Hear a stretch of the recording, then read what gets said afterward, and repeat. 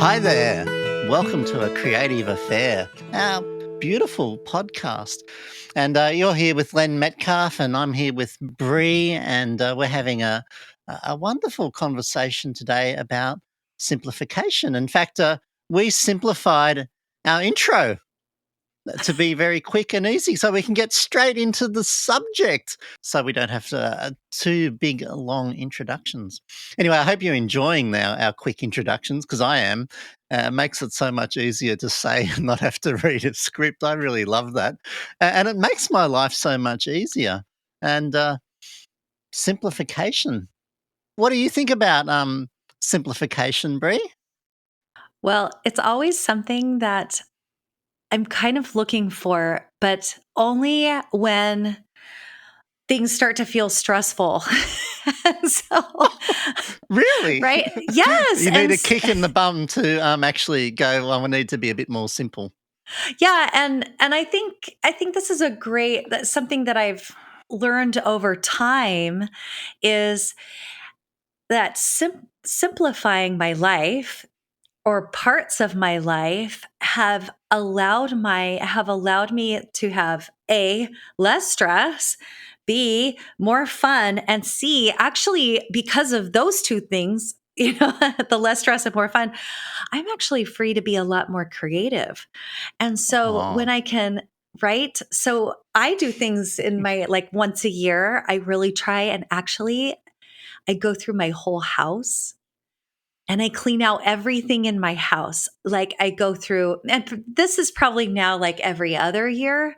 So I actually go through my attic, I go through my bookcases, I go through my kitchen, because when I have less stuff, then it's simpler to just live my daily life because I have less things. So that's just kind of a byproduct. All of that creativity, that happens in my head is a byproduct of just simplifying my physical life. Do you know what I'm saying?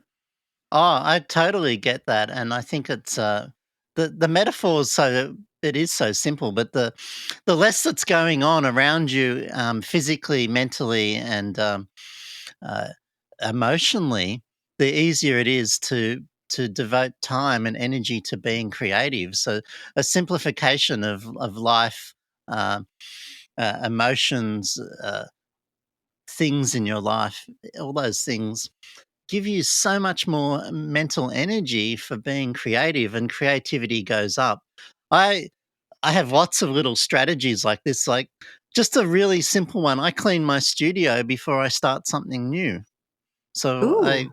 remove all of the things that are in my to-do list and that big pile of stuff, and work my way through them, and then I tidy madly and rearrange, put things away, and get it back to ground zero.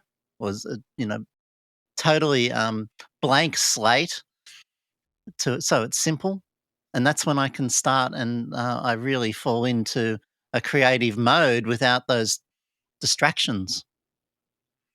I love that so much. And that's actually really what it's about is the simplification is about minimizing the distractions, right? So they could be physical. I think a lot of it is physical. Like I'll walk into a store and I'll be walking with my husband and I'll turn my head, right and left, and he'll go, shiny objects, just keep walking. Like, let's just keep moving towards the goal. But when they're so like I have a hard time now in stores that have a lot of things because I'm so easily distracted. So I think also knowing our own personalities and how we can get distracted also it will help us be able to minimize those. So recognizing that. And in this in this minimizing distractions, I also have a lot of can have a lot of mental distractions too. So I suppose I do a lot of like releasing of the mental clutter in my life. So just writing it all down, getting it all on paper, and a lot of times that takes care of some of the chatter that goes on in my head. And sometimes it doesn't, and then I want to address it. So we've talked a lot about like the journaling, and we've mentioned Julia Cameron's morning pages. Actually, I'm finding those really helpful. I'm doing that right now. Is Oh, you're her? right into it this week, are you? It's it's Yes, it's yes, yes. happening. Oh, It's I'm so happening. excited. It's happening. I am doing the 12 weeks Julia Cameron's The Artist Way. And so she does have you do you write 3 pages, which I sometimes am finding difficult. So sometimes I write bigger so I can get through the pages. But but I do find that it does release a lot of my mental chatter before, when I'm starting my day that, that would normally happen. So Mm. I'm really enjoying that. There was something else that I was going to say too, but maybe this happens. It'll come back up in a minute.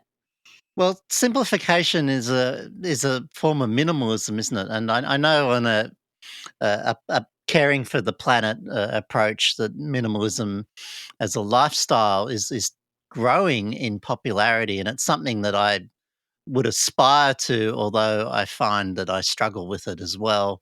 Um, like I collect books, and I have a whole wall here of beautiful books on art and photography. I keep adding to it with an addiction that's out of control. When I go bushwalking and I live out of a pack for a week or a month, and I'm down to what I carry and live with, my whole mind changes and shifts into a whole new place. And after a period of time of doing that, I find my whole attitude to everything shifts, and I really find who I am without all of those incredible distractions going on. So, simplification i- can be for ethical reasons to minimize our footprint on the planet as well. But the benefits as creatives are huge, aren't they? That really, this idea of simplification, removing distractions, gives us this extra space that opens up creativity. Uh, Totally. What was that? I know you were telling me about one of your trips, and you had a mentor that asked you a question about what was the question? Like how uncomfortable do you want to be? Or what yeah, was we were that? talking about how to get your pack lighter and lighter, and he was a bit of a mountaineering guru and a teacher, and his answer is uh, if your pack's too heavy, you're not suffering enough. and I mean, it could be an interesting thing to ask ourselves, like how much are we willing to go without so that we can make space for other things in our minds, like I think sometimes we think we need stuff around us or stuff in our brains or so much stuff to do. That's another thing that can clutter our lives, is all the doing of the things, projects and whatever. Mm. So, how much are we willing to go without to kind of keep a focus? I bring that into my art, and there's so many ways, and we often digress to photography. One of my ways of simplifying is to carry less lenses and only have one, and really concentrate on it. And I have one favorite printing paper, so I buy it in boxes and boxes and boxes. And so when it comes to printing, I just go to my paper, and there's no choice, there's no decision making. I can get straight in to the actual doing and the printing, rather than this distraction of, oh, which one should I use today? And which one suits this? And sometimes when there are these huge range of choices, it becomes bewildering. It becomes a block. Supermarkets have known this for a very long time, haven't they? That they limit how many things are on shelves, because if there's too much choice, the shopper actually goes, oh, there's too much choice. I can't make a decision. I'm not actually going to take a step forward. So uh, having too much choice becomes a block. Have you ever Except found if you that shopping? Except if you live in Texas and there's a whole aisle of barbecue sauce. A whole aisle? You're kidding. It's like a No. wall. It's like a whole shelf. And we've Wow, had how do you exchange students decide? here, and I take them to the store, and they're like, I've never seen so much barbecue sauce in my life. Anyway, it's just kind of an aside. Oh, Um, I look after my elderly mother, and she's in her late mid 90s or late 90s now, and I haven't taken her shopping for a very long time. But I used to go down the supermarket aisle, and I'd leave her in front of the jams, and I could go down three more aisles and fill up the trolley and come back and get her, and she was still standing there staring at one.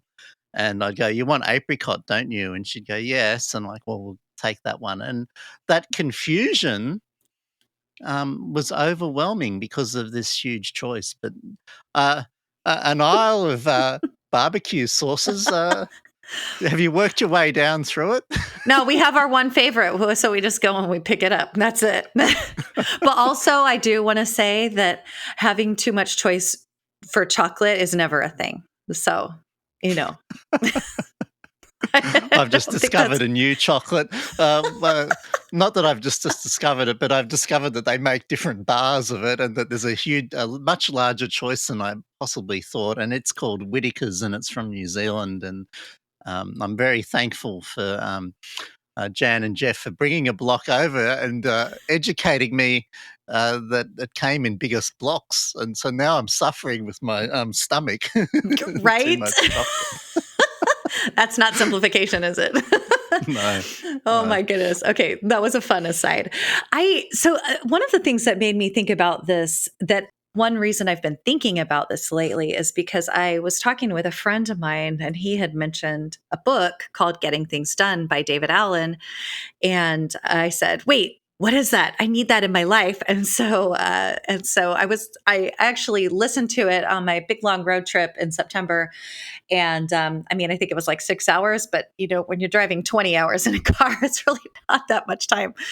And I made plans to come home and start implementing it so I could just try it out. And it is an amazing way to organize and really start to simplify how I do things so that I can leave room for creativity. And actually, he talks about doing this as a process so that you can be more creative. And I don't think like we all have to go out and do this GTD, which is the getting things done method. However, I think it's nice to consider in what ways do we want to like simplify or maybe put in a process so that we can allow for more creativity. Like what is stopping you from having more creativity in your life, and can you implement a system or maybe simplify your life in a particular area so that there's more maybe time, maybe more mental energy and space, maybe more physical space to do your work, because it's sometimes hard to work in a cluttered space, like you talk about cleaning everything off so that you can have this, even if it's physical and mental. So I think that's an interesting question to ask ourselves, is where can we create that space and simplify to have more creativity? Mm. I like to bring this into the projects themselves as well, that having too wide a parameters that I'm focusing on in a creative project also can stumble me. It can block me. It can trip me over, if you like. And by simplifying the actual projects, I find that that really, really helps me focus on them. So the more I focus on them, uh, the easier they are to actually work on. But you have to be quite careful of these. We were away a few weeks ago and we were doing an abstract retreat, and everyone's making beautiful art. And my obsession for making books took over my focus of when I was actually out creating the artworks themselves. And we woke up to these incredibly beautiful misty mornings, and suddenly my concentration for making abstract art went out the window, and I went straight back to my really safe space of creating uh, monochrome misty tree photographs of my favorite place. And it was quite fascinating because I would focused on one aspect, which was the bookmaking. When other opportunities came around, I quickly sidestepped one of the main reasons that I'd gone there, and was to work in a creative space on abstract work. So by focusing in on things, you are actually setting yourself a direction, aren't you? You're saying, this is where I want to go. And it's incredibly powerful, but it also has its cravats where that has its problems where you are so focused on one thing that you miss other opportunities. And so uh, it's got its good and bad points, I think, there. Don't you think, though, that there might always be missed opportunities? I'm laughing because isn't that so true? Like, and that's life. We miss things, and we could always spend our lives having regrets about what we did and didn't do. Of course, we take choices, and we make choices every step of the way. And living a life without regrets is incredibly important, I think. And yeah, the reason I was laughing is because having got tripped up myself, having regrets and worrying about the past in some sort of deep sort of reflective looking back, and depression even. What a terrible thing to worry about. Of course, we're making decisions, aren't we, all the time, as Yeah, to where to go yeah. next. Yeah, I think that's such an interesting direction, that if we are focusing on one particular thing, there will be other things around us or opportunities around us that we might, I'm saying miss in quotes, Hmm. but also by like the benefits of the focusing might actually keep us actually create better work than if we had been distracted by some of those quote missed opportunities. I experienced this. I was just thinking while you were talking that I experienced this when I went to White Sands National Park. I know I've mentioned this multiple times on this podcast. It's one of my absolute favorite places. Everybody knows. Okay, but finally I'm working on some monochromatic work from White Sands National Park, and I put together my project or my collection with a very specific focus. And this is kind of the first time that I had tried this, that I said, I'm going to be open to some other opportunities, but I want to be I assigned my brain to find opportunities to fill in the gaps in this project. And so I actually went with a very specific focus, and I was a little bit concerned because that is really simplifying the process, because when we have so many opportunities, right? And this could be for any kind of creating or Mm. art. You talked about one lens. It could be like a huge palette of paint versus like just multiple blues. I was actually really concerned about assigning myself this very narrow kind of angle to, or very specific kind of moment to find. And then I decided it wasn't a problem because I love the place and I'm going to enjoy myself no matter what. And I always find things that I find, I always go there and make images I love. So I was like, Hmm. whatever happens, I'm going to come away. I'm just going to trust I'm going to come away with something. And then I'm going to hope that it fills in some of the cracks, but I can always come back to this. So that was kind of the mindset part of this. But I really, after doing it, I really loved the focusing part because it really did give my mind, it really did assign myself. I did assign myself to simplify my photography. It was really a fun experiment. I loved it. I've got a little trick for you, and I picked this one up from Moreau. one of my favorite artists, and he talks about it's actually from a book, a beautiful interview that was done with him over a long period of time and written up. Very, very old book. And he says he names the artwork very early on in the process.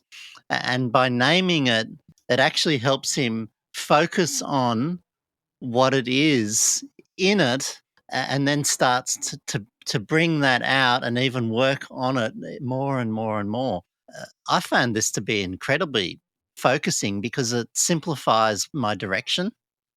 It keeps me focused and it helps me shape the direction of it, and gives me ideas because my mind can brainstorm off on it and keep working on it. Just give that a go. Try naming something and naming your project. And of course, you don't have to stick with it. It's only has to be a focus for that moment while you're actually working on it. And uh, it could even be a whole paragraph or a whole storyline that starts to uh, evolve there, or a phrase, or just even a simple word to focus it in. I love it. And interestingly, as I've explored that and paid attention to it, I've noticed other artists are doing that. So there's quite a few people that say, well, they might be working on an abstract piece of art and they start naming it to give themselves direction as to where to keep taking it and what to bring out from it as they're working it. Oh, that's interesting. I do actually for that project, I did name it. Oh, what did you Um, name it? well, it's called The Way of the Wash. Okay. My mind just goes nuts when I hear that. Like watercolor washes. Is it rain running down a No, no. canyon? Is it what is it? What's the No. way of the wash? So, in between all of these dunes, and actually, it came from one photograph that I named The Way of the Wash. So, in between all of these dunes are these washes that have all of these really interesting ridges. And people have asked me if they're from cars like tires, and they're not. It literally is the way the water has I even asked shaped that. yeah, you did. Yes. And multiple people have when I share these things. So, and so I wanted to, it's really about the connection between the washes and the dunes and how they are connected, how they connect together, right? Because here's what happens is when I go into the dunes, it's the washes that take me to them. Some of it is like the shapes of them that pull you in. And anyway, it's just really fun. I also have another project that has no name, and probably that's probably what it's missing because I don't have the direction for it. Probably all of this should go in a conversation about projects, but but I bet if I had a name or even just a word or two words or a phrase that would help me really simplify and focus the project. I find Mm. I find that when I'm making an image now because I tend to not make I find myself making more simple images or more minimal images, and we can talk about minimalism at another time. But I find Oh, I'd love to. yes, I would too. Okay, we're going to do this. But I find if when I'm looking through my camera, and you can do this for if you're painting, if you're a dancer, if you're writing, I think anybody can do this for anything. If you even just by even focusing or simplifying down to the one word that is interesting to you or that draws you in, what is the one word? And if I said, or like a short phrase, like wavy rocks, right? And there could be all kinds of things around it, but that really helps me focus. And I find my work gets better when I do this. So I don't know. I imagine you do something similar, Len. Definitely, the more focused I am, the easier the work flows, and the less distractions there are. The more in tune I am with my emotional attachment and listening to my intuition. So simplifying actually gives me focus, and that focus um, makes the creativity flow. So when we talked about, like, well, shall we talk about simplifying? My answers, of course we should, because that's how we help focus ourselves, isn't it? Is to minimize our distractions and uh, to get straight into the technique. I've got an interesting idea for you. One that I'm just playing with at the moment is that my big main work table, I've minimized it. So instead of having a huge one, I now have a small one. And it's suddenly really Ooh. easy to clean it and to get everything off it and to get back to a clean space rather than having one that's absolutely huge and it's still got old projects sitting on the corner there and piles over here and all of those sort of things. So, by reducing the amount of workspace that I have, I've actually simplified and made it easier to clean up and then to get into what I'm doing without all those extra distractions going on. Ooh, I love that. I love that so much. I was just thinking, like, how could we do this in other parts? Like, I make YouTube videos, and I decided at the beginning that I was actually just going to keep it simple. That's the title of this podcast, I think, is just KISS, keep it simple. But I actually just use my phone on this gimbal. And I think it's important to know when, um, I think it's important to find sort of the right gear. It could even be you could have just one paintbrush that you love and you use for everything, right? I found this. I'm wearing a black t-shirt. I love this t-shirt brand, and I have like a ton of these black t-shirts. So I found the one, and now I just go and I repeat. Like I don't have to think about it anymore, right? So I don't go, which black t-shirt should I wear today? I just pull the one out of my drawer. So figuring out like where you want to keep things simple, how do you want to keep your process like phone on a gimbal sounds super easy to me, right? And it works. It's not fussy, and I love that. And I also want to say to Len about your book collection. I think in some ways that is simple. You know why? Because you have the one collection. We won't talk about your collection of cameras, but because I think you probably have a collection of cameras. Those that can see me, there's a few behind me on the wall. I should count them again, but I'm sure it's over 100. Right. But the point is like you don't have collections of everything. You are very focused on what you love. And you want to surround yourself with what inspires you, but you don't have like your house filled with every single thing that you could possibly love and want to collect. So I think in some ways that really is keeping it simple and focused. And you can have an abundance of books and also have it be simple and focused. That's very, very true. It makes a difference. Yes. That and that's really the whole point of us talking about it today. That as we remove things, it gets our work becomes stronger.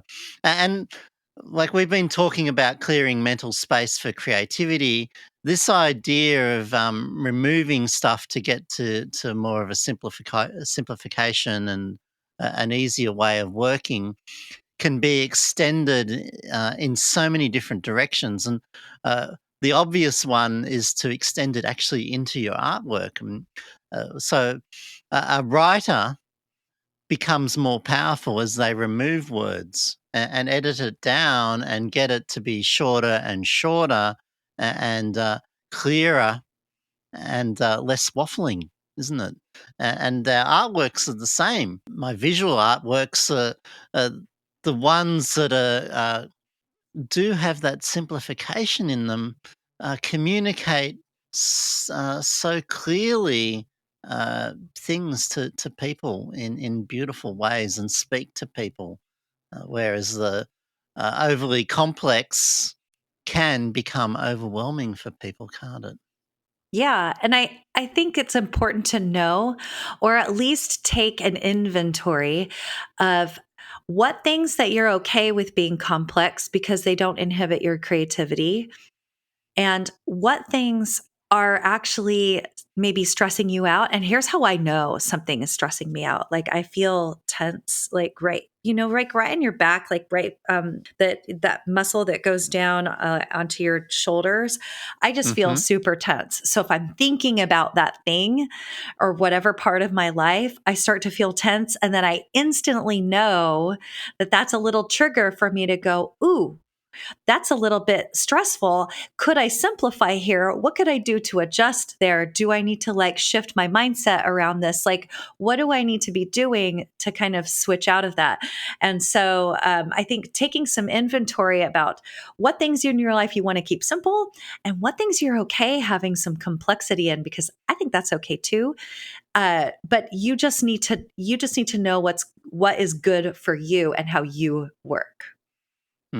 Brie, I'm really super impressed with your self-awareness that you can actually notice this tension in your shoulders and then translate that to, um, well, what's causing this in my life, and then how do I deal with it? And it's not as simple as just massaging out your shoulders, is it? There's other reasons behind what's actually causing it, and once you can identify those, of course, you can clean them up or address them or find ways to ease them to make them better.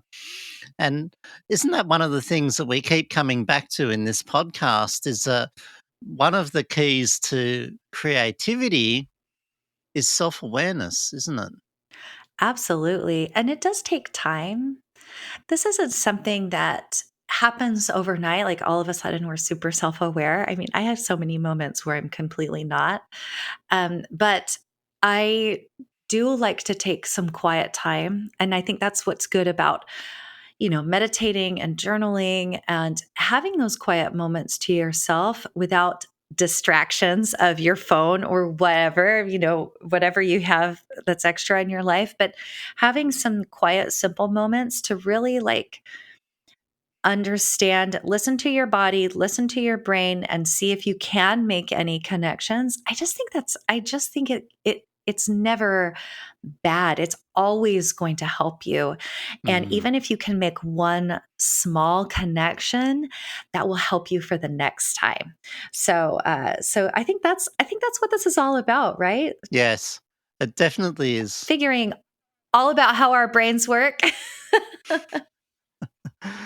Uh, and that moment without doing anything, um, i- actually, that we should talk about that for a whole episode too. But I find that very, very powerful. So mine is walking, Brie, and you already know that, and because I've mentioned it so many Yeah. times, I go for a walk without my camera, without listening to music or a podcast, but just to have this quiet time to let my mind totally wander, and then of course, I go for a walk with intention of making art, and that's a very different sort of walk. I go for a walk for exercise too, and that can also be a very different walk. So, moments of downtime without actually doing something else is very, very helpful for our creative moments. It is, and I think that's part of the simplicity of, removing the distractions. Mm. So, this was beautiful. Really enjoyed this conversation. Oh, you know what we didn't do? We didn't say keep it simple, which is kiss.